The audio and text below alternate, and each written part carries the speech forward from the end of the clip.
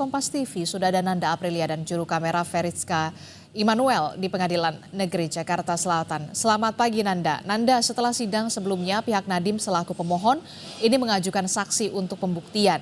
Lalu hari ini agenda sidangnya seperti apa?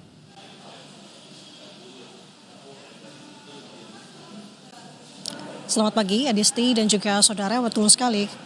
Kemarin di sidang lanjutan pra-peradilan untuk mantan Mendikbudristek Nadiem Makarim adalah pembuktian dari pihak pemohon, artinya dari pihak Nadiem Makarim.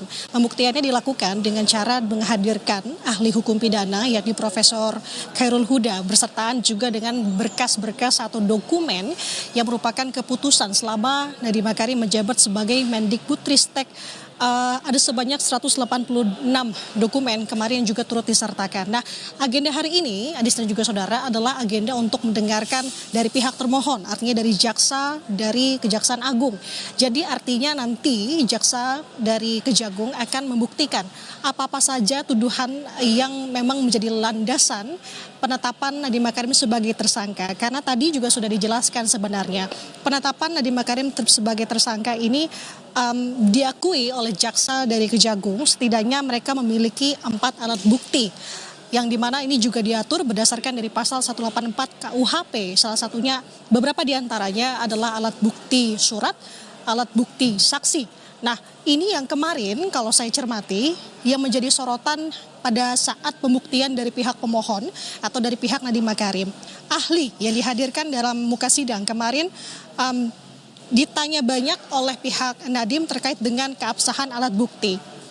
Yang pertama, alat bukti surat yang memang diakui sebelumnya dari pihak jaksa penyidik Kejagung bahwa alat bukti surat ini berdasarkan dari hasil audit BPKP yang dimana mereka sudah melakukan ekspos pada beberapa hari sebelumnya sebelum penetapan Nadiem Makarim sebagai tersangka.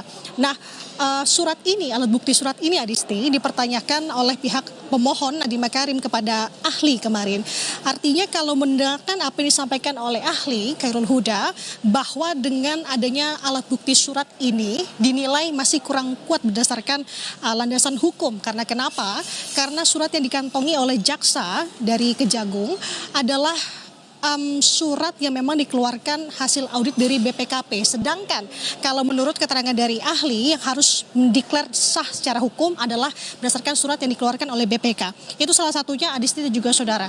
Nah, kita akan cermati, kita akan lihat bersama nantinya juga akan dikeluarkan BAP pemeriksaan Nadiem Makarim ketika memang sudah ditetapkan sebagai tersangka. Ini yang menjadi pertanyaan juga oleh pihak Nadiem Makarim karena kuasa hukum menyebut bahwa Nadiem setelah ditetapkan sebagai tersangka tidak ada pemeriksaan ia sebagai tersangka, bahwa padahal ada alat bukti saksi yang di sini adalah merupakan saksi-saksi yang memang sebelumnya tidak dikonfrontir ataupun tidak dikonfirmasi terhadap Nadiem Makarim setelah ditetapkan sebagai tersangka. Ini yang jadi pertanyaan juga. Kita akan lihat bagaimana nanti BAP, kemudian juga alat bukti lainnya, setidaknya ada 4 alat bukti yang memang sudah dikantongi oleh jaksa dari Kejagung dalam penetapan Nadiem Makarim sebagai tersangka dalam kasus dugaan korupsi ini.